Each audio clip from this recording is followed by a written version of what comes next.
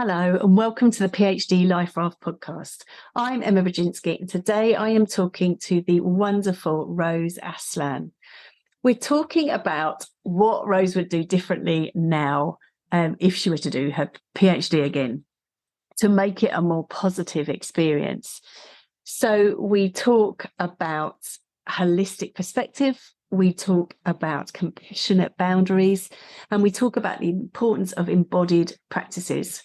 So I do hope you enjoy this episode.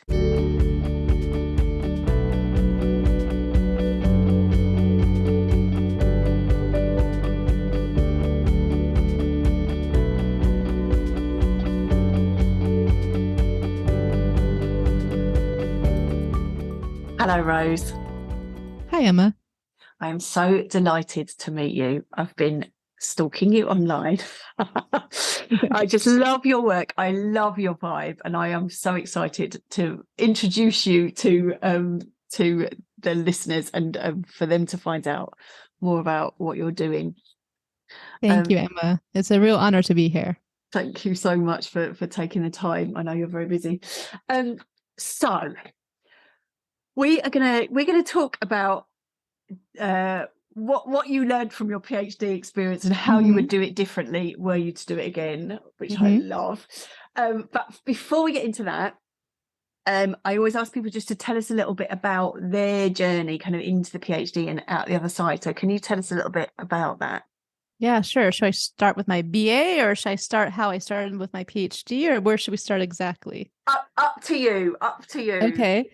Well, my PhD was in religious studies, and I call myself a religion nerd since I actually was in even middle school. I've been a religion nerd, interested in spirituality and religion, so that when I was in high school, I took a course on world religions, which is a very rare thing in American public high schools. But I took that course, and then I went into undergraduate studies, studying religious studies. My MA was in a related topic of Arab and Islamic studies, based in Cairo, and then my PhD was also religious studies with a focus on Islamic studies. And so I've done each degree in a different country and a very different educational experience. The first one being in Canada, University of British Columbia, the MA at American University in Cairo, and my PhD at the University of North Carolina at Chapel Hill. Amazing. And which system did you prefer, do you think? None of them. We're going to get into that in a minute. Right then. Well, actually, I mean, the one in Cairo was an American system, but very much also not an American system because it was in Egypt. I mean, they're very different experiences that are hard to compare. I'm not sure, actually. Yeah. Well, let's go straight to this negotiating the system kind of discussion. Yes, that's what we're here for. Yeah. So we were trying to think about what you might talk about because your work has a beautiful energy and is about kind of shifting culture, dare I say, and we decided that, as I say, from what you know now, the work that you've done on yourself, where you are now, that you would do that PhD experience if you would do it. Yes. Again, differently. So tell us about that then. Tell us about the journey you've been on, and then we can get into maybe how you would manage the PhD process differently now. Yeah, sure. So at the moment, I live in Istanbul, Turkey, or Turkiye, as we call it now. And I've been here for nearly 2.5 years, full time. And it's had some ups and downs, but overall, I've been so happy to have left the United States and to live here full time and to make a new life. And I came here originally in January 2021. There was the beginning of my sabbatical. I had just gotten tenure and been promoted to associate professor of religion at my former university in 2020, right before COVID hit, literally about 2 weeks before COVID. So I never actually got to enjoy being an associate professor. And then I came here for sabbatical because I had been aiming to come here for many years. And that year of rest, I was receiving my sabbatical salary and resting and exploring my inner world, a new outer world of a city and country I absolutely love, was transformative and magical. And I thought I was coming for 1 year, and I thought by January 2022, I'd be returning back to my job, back to my old way of life. But guess what happened? I never returned. And I am so ecstatic that I didn't return to that life because it wasn't working for me any longer. And I expanded in such different directions and new directions that I couldn't return to that old life. And I needed to stay here to see what would play out if I stayed here, allowed myself to keep on moving in this direction forward. So about 2.5 years ago, I started to get into coaching. I became certified. I received certification also in a couple other modalities, and I started to coach like yourself, and being able to work from home, live in a place I wanted to. Whereas, as we know in academia, I couldn't necessarily choose where I lived. I had to go where the job was. Completely transformed my life, and I've had a lot of time to work on myself. So this almost 2.5 years of living in Istanbul, really having control over my time. The most valuable resource we could ever have is time. And I have more of that in my life. I was very burnt out at my job in Southern California in the United States. And so my life is so different now. So that's why when you ask me about my PhD program, which, I graduated back in 2014, it was quite a long time ago. Yes, it got me to where I am now. But I know I didn't go about it the right way. I didn't have enough support or resources. And so it wasn't necessarily a very pleasant, enjoyable experience. In fact, I had a lot of traumatic experiences and unfortunate experiences during the process too. And leaving academia also coincided a bit with leaving an abusive marriage. I left that marriage before COVID. That was 2018 was when I chose to leave that marriage.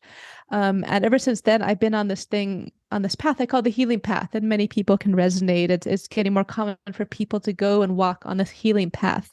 And along this healing path, I discovered so much about myself, and I started to say no to things that transgress my boundaries, that I realized that I allowed people to treat me poorly at work and other places. So by leaving that abusive situation, I started to say no at work more to abusive situations, to situations that were exploiting my time, labor, and energy, to the point that I just couldn't stay anymore. And I just had to say yes. I had to say no to that career so I can say yes to other things in my life. That is one journey. That is many journeys actually, isn't it? That's yes. Many journeys, many. But look, so just before we get into that kind of doing the PhD differently, then this sense of saying no, because I am sure that's going to resonate with lots of people in terms of and boundaries, because that can be huge for people, especially if you're undertaking your PhD and you have caring responsibilities, or you are working in another job, and you feel like you need to say yes to other things, or you not able to look after your own time and your PhD time. So in terms of this exploration and that you have done in terms of saying no and putting boundaries in place, do you have any thoughts or recommendations for people around that? Yeah. So first of all, I like to call them compassionate boundaries, because I noticed that in the Western context, people talk a lot about boundaries and saying no in really harsh and cold ways.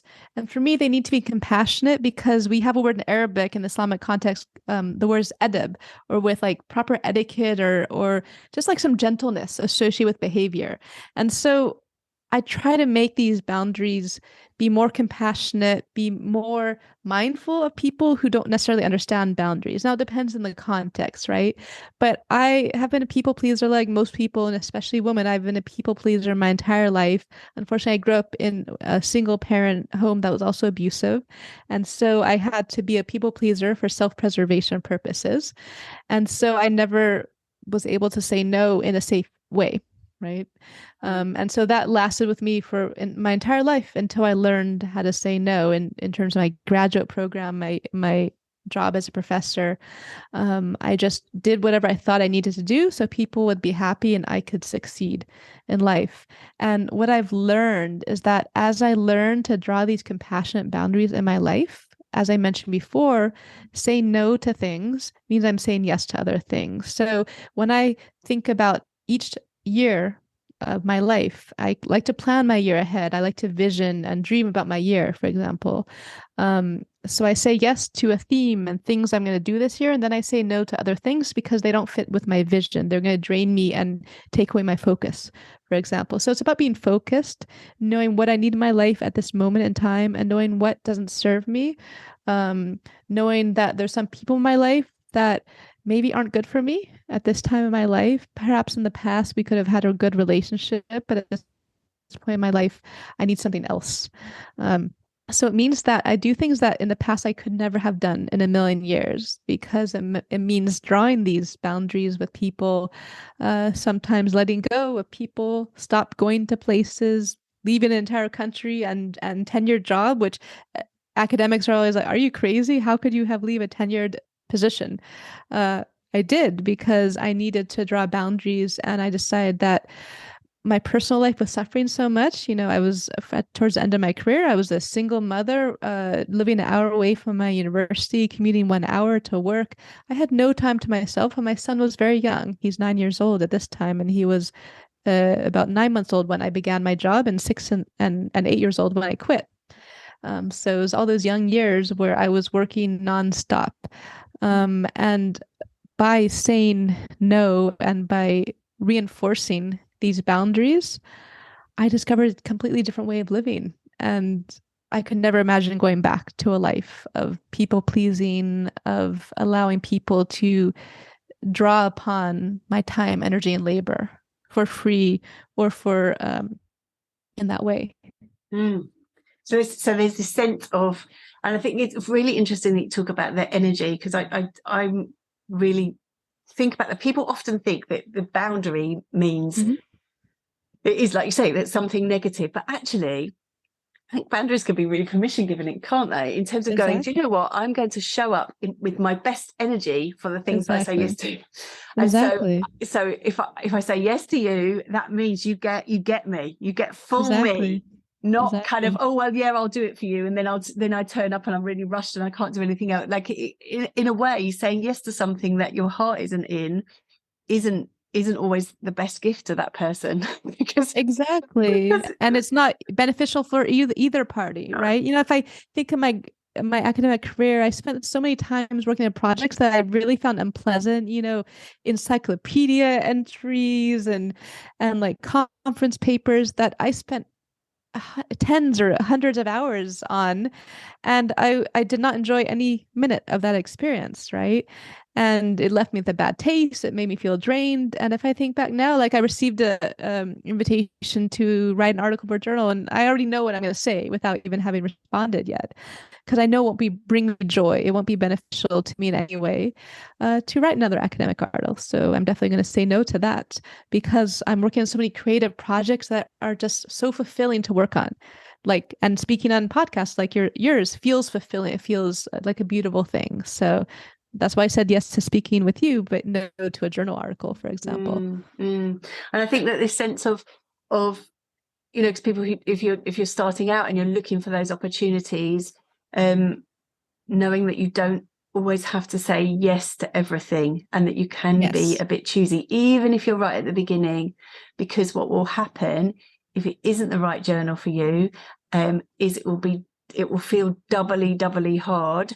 And then you'll end up, when you've found the right place, there will be a different energy around it.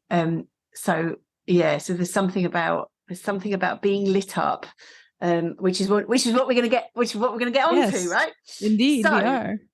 So your PhD journey, I am sorry to hear, it was not a great one, and had not left you not feeling like in a great place. But you were saying about looking back now, how that could have been improved, what you could have done, what advice you'd give to your past self. So tell us about that. Yeah. First of all, if I think back, I'm sure there were some good parts of the experience, right? I can't necessarily remember them at this point in my life, since again, that was a number of years ago. I'm sure I had good experiences. I'm a nerd, and I do enjoy nerdy things. So I did enjoy the hours in the library, reading text and translating medieval Arabic text. I mean, that was really fun and nerdy. Okay. So I just want to put a disclaimer that not the entire experience was not awful. I did love what I did. But, writing out a dissertation is not fun for anyone. The comprehensive exam year was not fun.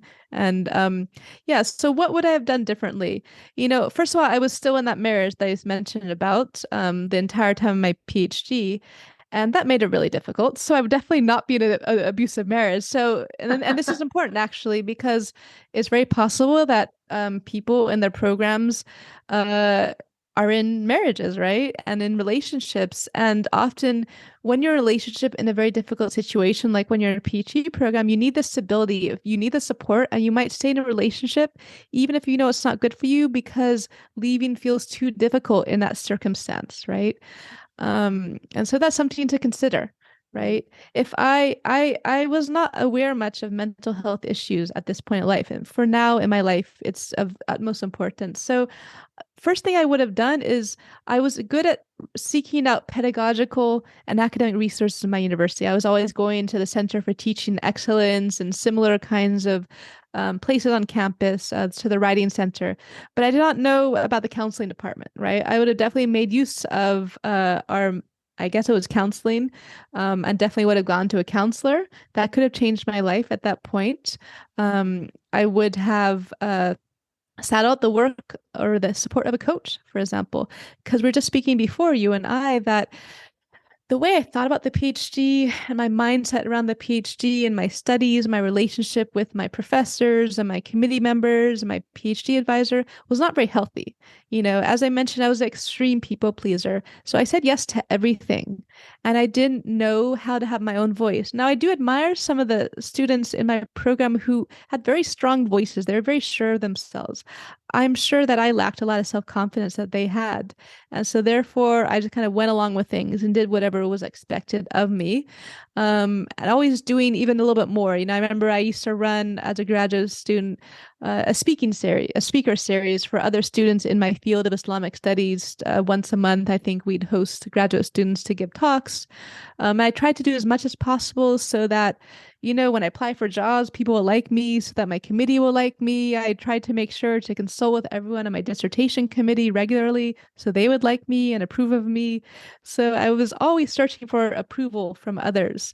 And the way I approached my comprehensive exams and my dissertation itself, or you call thesis in the UK, was really quite unorganized, unhealthy, and unfocused, really. And my professors were good at teaching content, but they didn't necessarily teach us how to write an entire book. They didn't teach us how to organize our thoughts, how to organize our spaces. I needed a lot more support in learning the basics that perhaps others received somewhere down in their lives, but I didn't receive this growing up at home, being a first generation college student. And so something I kind of just learned along the way, but I don't think I learned it very well. So I would have sought out resources from counseling, coaching, and any other resources to help me maintain my well-being in terms of physical well-being, which I also neglected greatly. I definitely wasn't in the best of physical health, my mental well-being, my emotional well-being, and my spiritual well-being. Yeah. Oh, there's a lot. There is a lot in there. There's I a lot think, there. Yeah. So I think this sense of let's start with that end bit in terms of looking after yourself, Yeah. and that sense of kind of knowing, because we all know it, but we Yeah. don't all perhaps really know it in our whole selves. In terms of Yeah. looking after yourself is fundamental. The PhD is a marathon. And you do need to have that, because you were saying about being really burnt out, that actually this is so common for PhD researchers, and actually looking after yourself physically and and emotionally and spiritually, really, really important as a foundation. Yeah. And then you were talking about this sense of kind of external referencing, isn't it? Looking to everybody else to say this is okay. And of course that's culturally encouraged, isn't it? Exactly. That's what we're taught to do, really.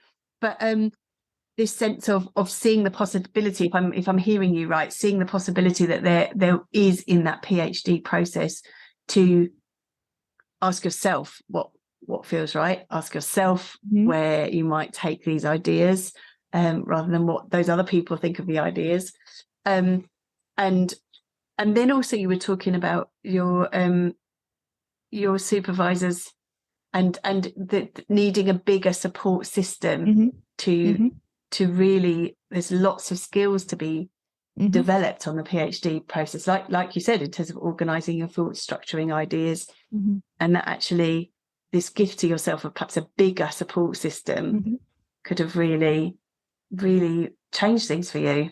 If there was somebody on your team who was there to help you structure things, amazing. It would have made a big difference, because when I was assistant professor, I went through something called the National Center for Faculty Diversity and Development, based in the U.S. Carrie Ann Rockamore founded that organization, and it was like a boot camp to bring faculty who are assistant junior professors from being in a graduate student mindset to being a professor. And that completely changed how I approached being a professor. And I probably could have used, I think they do actually, that same center has one for graduate students. That would have been greatly helpful because I just didn't know what it meant to be a graduate student. I didn't know how to use my time wisely, and there was no one there to really help me. I just figured I should have known, and I was too embarrassed to ask because I felt like everyone around me knew, and I just should have. And so I can't ask anyone because that's embarrassing. Yes. And we come to that a lot we talk about this a lot on the podcast. It's like, why would you know? Why would you know? Like you say, you were first generation. There are lots of people in that situation. They don't know how to do this. And they can't just ring up their mum and go, how do you do a PhD? Because, mum's got no idea. So this sense of acknowledging that these are skills that you can learn, and there are ways to learn them, and that's okay, and you absolutely don't need to be embarrassed about it, because it just shows that you are a good learner, right? They want to learn these skills. Exactly. Exactly. But what I also love about your story is you started by going, well, it was awful, but there were good bits in it. And I would just, I guess I'd really want to encourage people, because I am sure there are people listening to this at the moment who are going, this is awful. Why have I ever said I'm going to do this? This is awful. I just want it done and to get as far away from this as I can. But I guess that sense of like you said, there were moments, gorgeous moments, and I guess what we do here a lot as well is just to go have a look for the gorgeous moments. What is good in here? Yeah. And being with that. Rose, I'm conscious of time. Time goes very quickly on this podcast. So having said all of that, and what you would do differently, looking after yourself, getting a team together, savoring the moments, do you have any top tips or top tip for us to take away? Yes, I do. So the main thing about being an academic means that we're people of the mind, that we really focus on our intellect, our analytical skills, and our minds. We're very proud of being intelligent people with high thinking abilities and analytical abilities. Now, I find that really important, but what academics mainly lack is a sense of embodiment, of being holistic in their body and mind together. And so what I wish I had discovered when I was a PhD student and before in my life is that my body and heart also matter. And so academics have a really hard time getting out of their head. Now that I coach different people, and some of the people I work with are academics, and I also teach breath work and embodiment. And when I work with academics, they're the hardest people to work with, because I'll ask them, can you close your eyes? Let's drop down to your body. They're constantly going back to their head and analyzing. And I'm asking them, notice the sensations you're experiencing. What sensations do you feel in your body? And they'll say, well, this means this and this means that. And I go, no, I'm just asking you, what sensations are you experiencing? Purely just describe them. And academics have a hard time with that. So I mention that because we need it. Every human needs it. But for academics, it's the hardest skill to work on, because we're trained to really be proud of and embrace our intellect, but we can't neglect our body. And so I would recommend any PhD student to look into what embodiment somatic practices can they bring into their life, be it something as simple as doing yoga with YouTube, or finding a somatic coach, or doing martial arts, like doing anything, breath work, anything that will keep you grounded in your body, especially when you're facing stress and anxiety and difficult times in your PhD process. Those practices and the tools that you can learn in with this sort of support will keep you grounded and less anxious, because you have these tools to keep you balanced and keep you in your body as well as in your mind. And this is key to being a healthy human being, and especially to being an academic. Oh, I love that so much. I love that. And like you say, there's such a range, isn't there? There's such a range, so that people can find something that suits them and feels like it's really grounding them and empowering them and is a safe place to go to. Rose, thank you so much for all of that. Thank you for sharing your story. And I wish you well with the next bit of your journey. Who knows where you're going next with this? Who knows? It's been an absolute pleasure, Emma. Yeah, thank you so much. And we will have all your details in the show notes if people want to find out more about what you do, which I hope they will follow you up and become fellow stalkers with me. Yes, they're most welcome. Thank you so much, Rose, and thank you all for listening.